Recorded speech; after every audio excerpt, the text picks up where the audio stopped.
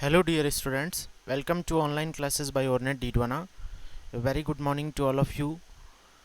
पिछले वीडियो में हमने हमारा एक इम्पॉर्टेंट टॉपिक रेट मेजर या परिवर्तन की दर का टॉपिक कंप्लीट किया था।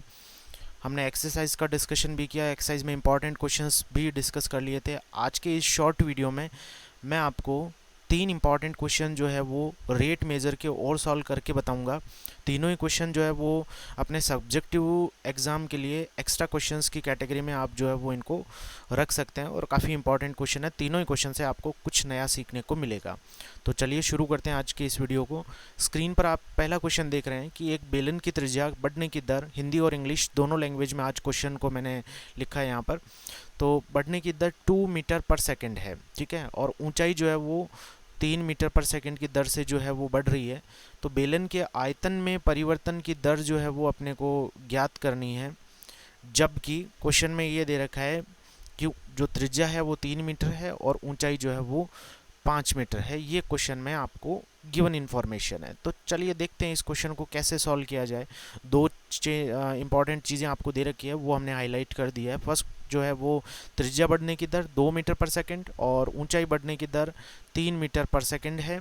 और ये चीज़ तब आपको ज्ञात करनी है, बेलन में आयतन में परिवर्तन की दर तब निकालनी है जब ऊंचाई त्रिज्या 3 मीटर हो और ऊंचाई जो है वो 5 मीटर हो। इंग्लिश में भी सेम क्वेश्चन नीचे लिखा हुआ है, समझ सकते हैं आप। तो चलिए शुरू करते हैं क्वेश्चन को। जैसा कि हम क्वेश्चन शुरू करते टाइम ध्यान रखते हैं कि हमें मेनली जो है वो क्वेश्चन को शुरू करने से पहले ये थोड़ा सा आपको ध्यान में रखना होता है कि जो चीज़ आपको दे रखी होती है ना, उसको आप पहले अच्छे से मेंशन कर दीजिए ताकि क्वेश्चन में जो है वो गलती होने के चांसेस जो है वो कम हो जाए। तो हम देखते हैं कैसे क्वेश्चन शुरू होगा। हमारा स्टेप 1 जो है वो ये हो जाएगा, this is our step 1। Step 1 में जो गिवन चीज़ें होती है वो हम क्लियरली पहले अच्छे से मेंशन करते हैं। तो स्टेप 1 में आपको पता है कि एक तो त्रिज्या बढ़ने की दर दे रखी है और बेलन आपको दे रखा है। तो बेलन का जो है एक रफ डायग्राम आप सबसे पहले बना देंगे। तो बेलन का रफ डायग्राम जैसे सपोज करो मैं यहाँ पे बना देता हूँ, जिस भी आकृति का आप बेलन बनाएं, ठीक है। सपोज करो मैं यहाँ ऊर्ध्वाधर बना रहा हूँ इस टाइप से, ये एक सपोज करो बेलन हो गया, ठीक है। और ये हमने सपोज एक बेलन यहाँ पर क्रिएट कर दिया है।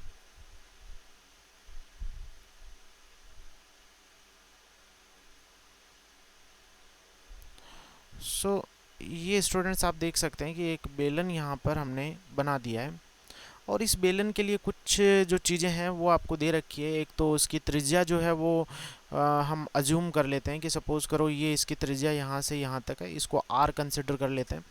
और बेलन के पास उसकी ऊंचाई भी होगी तो हम ऊंचाई भी यहाँ पर लिख देते हैं।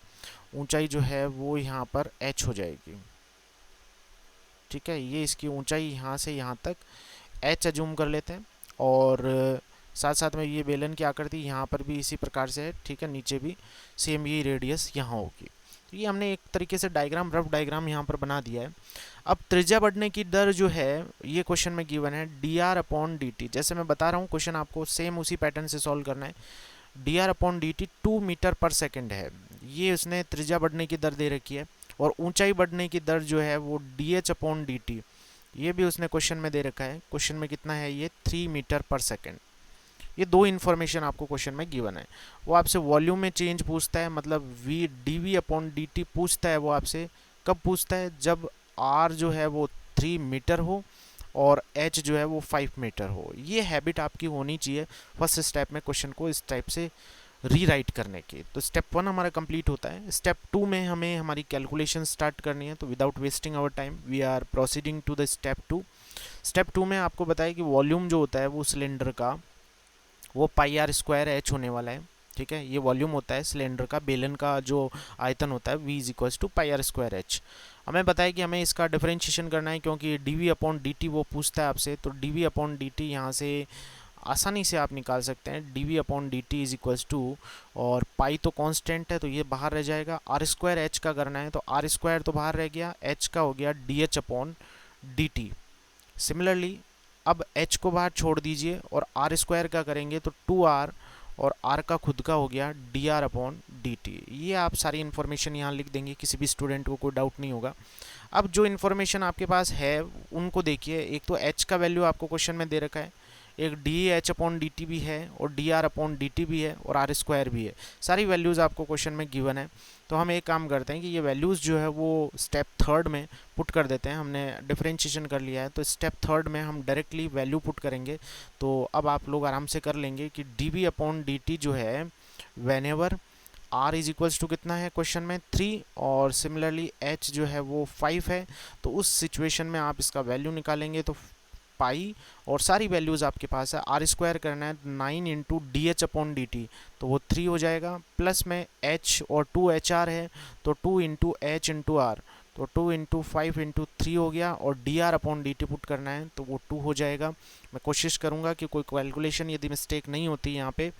तो ये 27 हो गया और प्लस में 10 और ये 6 तो ये हो जाएगा यहाँ पे 60। तो जब इसको सॉल्व करेंगे तो ये हो जाएगा 87 पाई।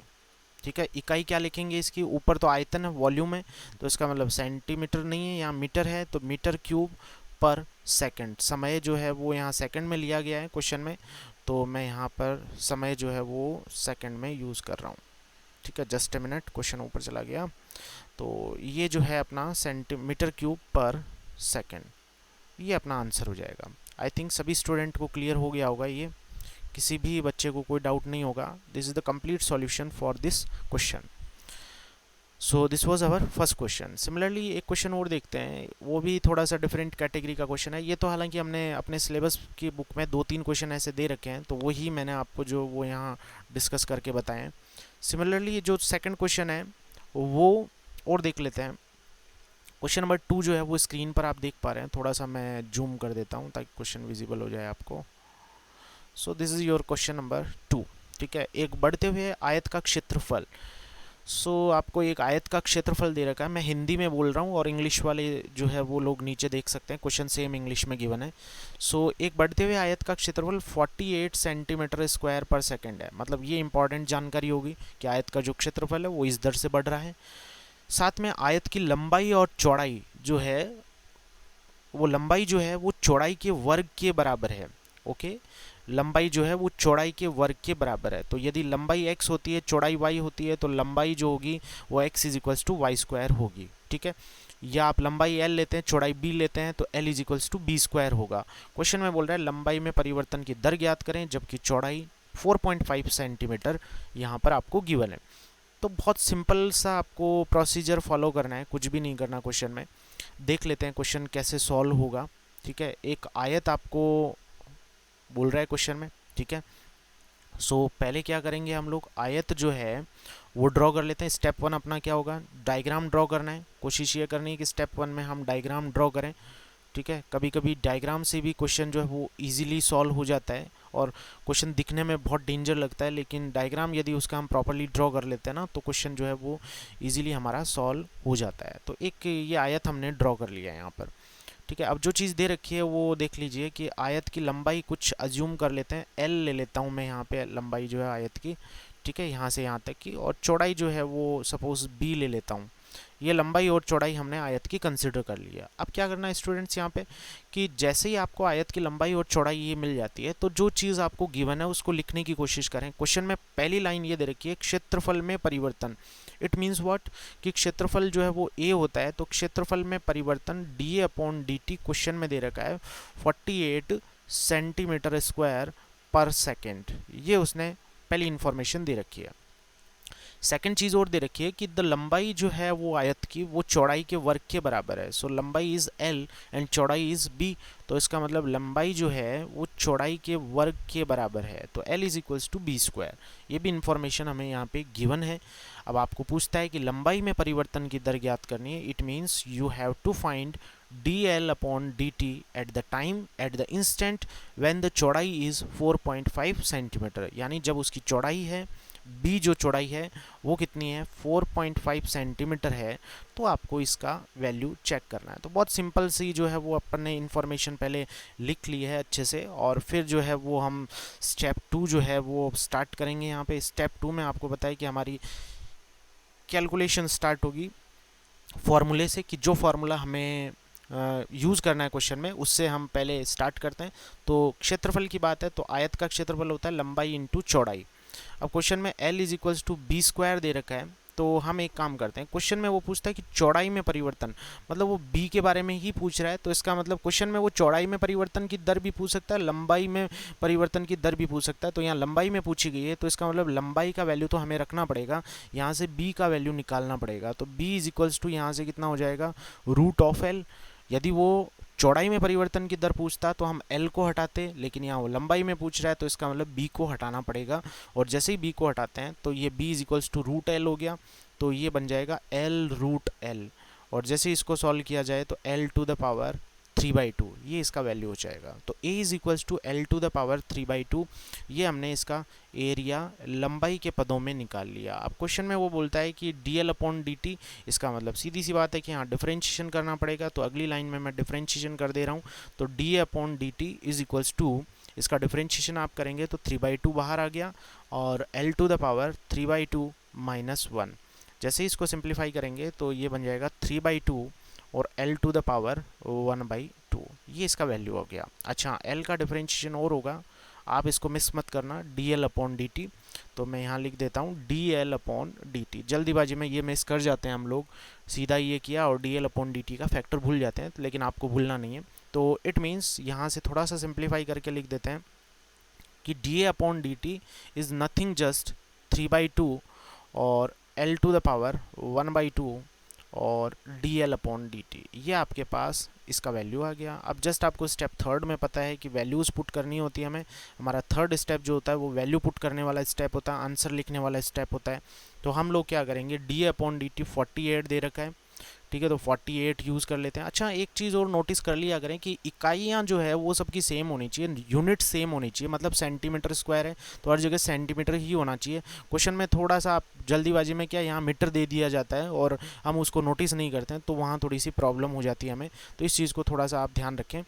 तो मीटर स्क्वायर सेंटीमीटर स्क्वायर है हर जगह, तो कहीं कोई प्रॉब्लम वाली बात नहीं है। तो 48 डायरेक्ट लिख दिया और 3/2 इनटू में l टू द पावर 1/2, और उसने l जो है वो आपको दे नहीं रखा, ठीक है। कुछ गड़बड़ है क्या, कुछ प्रॉब्लम है? नो, कुछ प्रॉब्लम नहीं है। यहाँ b का वैल्यू है जो है वो आप यहाँ से निकाल सकते हैं। l टू द पावर कितना हो जाएगा, l का वैल्यू 4.5 जो है, क्या कुछ गड़बड़ है क्या, चौड़ाई जो है वो 4.5 है, तो l तो निकल ही जाएगा। लंबाई में परिवर्तन की दर है, तो लंबाई यहाँ से निकाल लेंगे b स्क्वायर, है ना। तो l is equals to B square हो गया। आप जैसे थोड़ा सा ध्यान से नोटिस करना, यहाँ l is equals to B square put करोगे, ऊपर रूट है तो केवल b बच जाएगा, और b का वैल्यू कितना है 4.5, तो यहाँ पुट कर दिया 4.5 into D L upon D T, ये इसका वैल्यू हो गया, ठीक है। तो यहाँ कैंसिल हो गया ये 3, और यहाँ हो जाएगा 16, ठीक है। और जैसे ही इसको सॉल्व करेंगे, क्रॉस मल्टीप्लाई करेंगे, तो यदि मैंने कैलकुलेशन ठीक की है तो D L upon D T जो है ना वो आ जाएगा 32 अपॉन 4.5। अब इसको आप सॉल्व कर सकते हैं, यदि ये 3 से या 5 से 2 से जिससे भी कट रहा है उसको सॉल्व किया जा सकता है, बट कैंसिल कहीं नहीं हो रहा है ये। तो 4.5 एज इट इज़ मैं रख दे रहा हूँ यहाँ पे, और यूनिट क्या हो जाएगी, सेंटीमीटर पर सेकेंड। तो क्वेश्चन समझ गए ना आप लोग, क्वेश्चन का थीम क्या है कि ऐसा कुछ भी रिलेशन आपको क्वेश्चन में गिवन हो सकता है, उसको यूज़ किया जा सकता है। बाई चांस क्वेश्चन एल में है, वैल्यू बी का दिया हुआ है, तो कहीं कोई कन्फ्यूजन की जरूरत नहीं है, एल का वैल्यू बी स्क्वायर वापस पुट कर देंगे। जैसे ही यहाँ एल की जगह बी स्क्वायर पुट करेंगे, ऊपर रूट है तो बी ही बन जाएगा, और बी का वैल्यू हमें 4.5 क्वेश्चन में गिवन है, तो ये डायरेक्टली यूज़ किया जा सकता है। तो ये क्वेश्चन जो है वो अपना सेकेंड क्वेश्चन है जो हमने डिस्कस किया। ये भी आपका रेट मेजर से रिलेटेड ही क्वेश्चन है। आई थिंक आपको सबको अच्छे से समझ में आ गया होगा, ठीक है। Now we are proceeding to the third question of this short session. ये थर्ड क्वेश्चन जो है वो भी एक इम्पॉर्टेंट क्वेश्चन है, बहुत ही ज़्यादा इंपॉर्टेंट क्वेश्चन है। आप थोड़ा सा जूम कर देता हूँ ताकि आपको क्वेश्चन पहले अच्छे से विजिबल हो जाए। क्वेश्चन पढ़ लीजिए आप अच्छे से, तसल्ली से, क्या दे रखा है उसको रीड आउट करें पहले। क्वेश्चन में गिवन है कि एक कण है, मैं हिंदी में बोल रहा हूँ, इंग्लिश मीडियम के स्टूडेंट्स नीचे देख सकते हैं, इंग्लिश में भी क्वेश्चन नोट डाउन किया हुआ है। सो एक कण है y इज इक्वल्स टू, वो इस पथ के अलोंग जो है ना वो गति कर रहा है। तो पहली जानकारी तो यही इंपॉर्टेंट होगी, ठीक है। इसके अनुदिश वो गति कर रहा है। ये जिस प्रकार की भी आकृति होगी हमें उसमें इंटरेस्ट नहीं है, लेकिन इसकी जो आकृति होगी ना उस पे जो है वो कण गति कर रहा है, ये थोड़ी सी एक इंपॉर्टेंट चीज़ होगी, ठीक है। तो वक्र पर स्थित उन बिंदुओं के निर्देशांक ज्ञात करने हैं जहां y निर्देशांक की तुलना में जो है वो x निर्देशांक, यहाँ थोड़ा सा मिसप्रिंटेड है, यहाँ y निर्देशांक की तुलना में x निर्देशांक जो है वो दुगुनी गति से बढ़ रहा है। ठीक है, थोड़ा मिसप्रिंटेड है, यहाँ लैंग्वेज जो है वो टाइप होने से छूट गई है। y निर्देशांक की तुलना में x निर्देशांक दुगुनी गति से बढ़ रहा है। ठीक है, यहाँ इंग्लिश में लिखा हुआ है y कोऑर्डिनेट इज चेंजिंग, मतलब y में परिवर्तन की दर जो है वो x की तुलना में दुगुनी है। फिर से रिपीट कर रहा हूँ, y में परिवर्तन की दर x में परिवर्तन की दर की तुलना में दोगुनी है।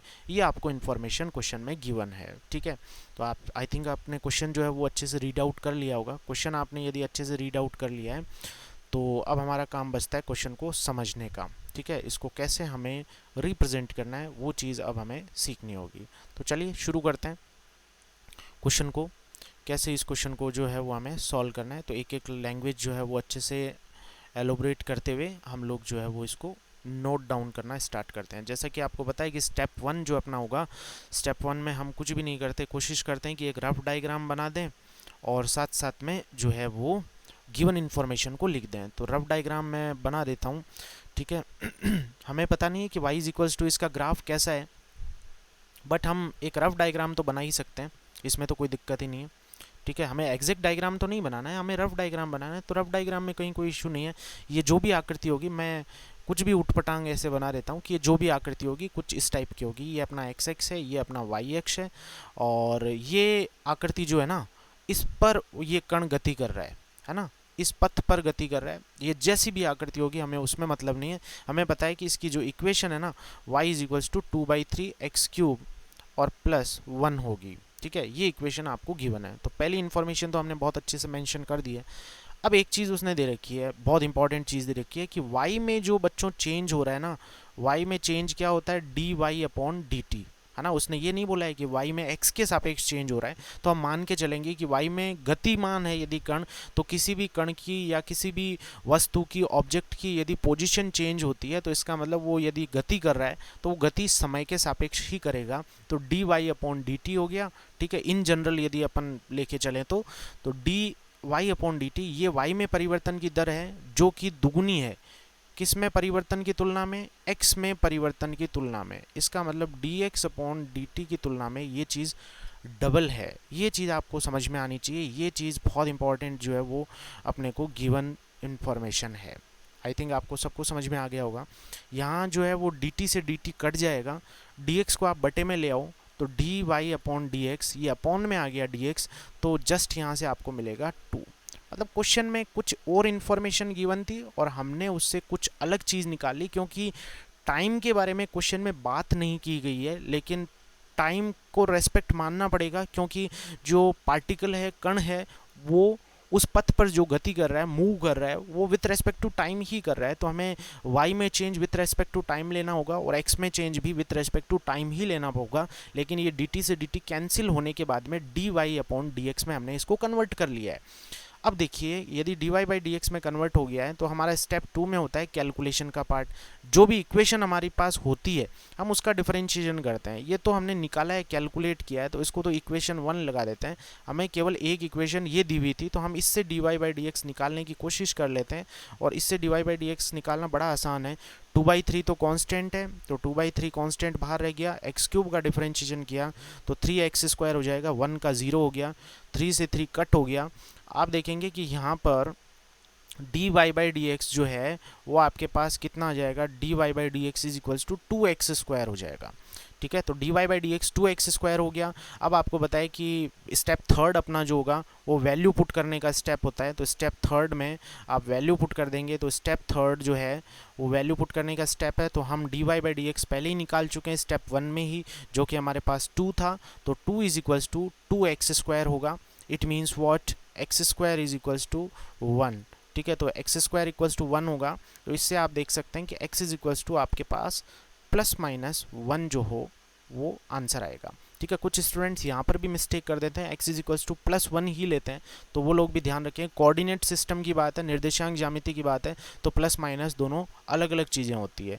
अब आपको वो बिंदु बताने हैं, यही तो बोल रहा है कि उन बिंदुओं को ज्ञात करें, find the points on the curve. तो इसका मतलब हम यहाँ से एलोबरेट करते हैं। तो if x is equals to +1, तो y कितना हो जाएगा वो कैलकुलेट किया जा सकता है। हम इस इक्वेशन में x की जगह 1 पुट कर देते हैं तो आपके पास y इज इक्वल्स टू कितना हो जाएगा 5/3। और सिमिलरली यदि यहाँ पे if x is equals to -1 तो y इज इक्वल्स टू आप देखेंगे कि -2/3 + 1 हो जाएगा, तो ये 1/3 जो है वो होगा। तो इसका मतलब हमें इस पथ पर यानी इस पार्टिकल का जो ये कर्व होगा जिस पर ये मूव कर रहा है उस पर दो ऐसे पॉइंट मिलेंगे। पहला पॉइंट हो गया 1,5/3, ठीक है, और सेकंड पॉइंट जो होगा अपना b जो है वो होगा -1,1/3। These are the 2 points on the curve y is equals to 2/3x cube plus 1. So these are the 2 points which are the required points on this curve. तो ये हमारा थर्ड क्वेश्चन जो है वो थर्ड वैरायटी का question इस type के chapter में, इस टॉपिक में, रेट मेजर में बनता है। वो मैंने आपके साथ 3 टाइप के डिफरेंट क्वेश्चन शेयर किए हैं। तो ये टॉपिक अपना ऑलमोस्ट कंप्लीटेड ही है। MCQ प्रैक्टिस जो होगी वो लाइव क्लास के ड्यूरेशन में ही होगी, ठीक है। इस टॉपिक की भी जो MCQ प्रैक्टिस होगी वो लाइव क्लास के ड्यूरेशन में ही होगी। तो वहाँ पर आप क्वेश्चंस का आंसर करते जाएंगे और जिन क्वेश्चंस में आपको डाउट होगी वो क्वेश्चन इमीडिएटली स्क्रीन पर एक्सप्लेन कर दिए जाएंगे। तो ये बात होती है रेट मेजर से रिलेटेड। अगले वीडियो में हम लोग शुरू करेंगे इंक्रीजिंग एंड डिक्रीजिंग, या फिर कंबाइंडली बोलें तो मोनोटोनोसिटी, और हिंदी में हम इसको बोलते हैं वर्धमान तथा ह्रासमान, और एक साथ बोला जाए तो इसी टॉपिक को हम बोलते हैं एकदिष्टता, ठीक है। तो ये टॉपिक जो है वो हम अगले वीडियो में स्टार्ट करेंगे। तो आज के लिए बस इतना ही।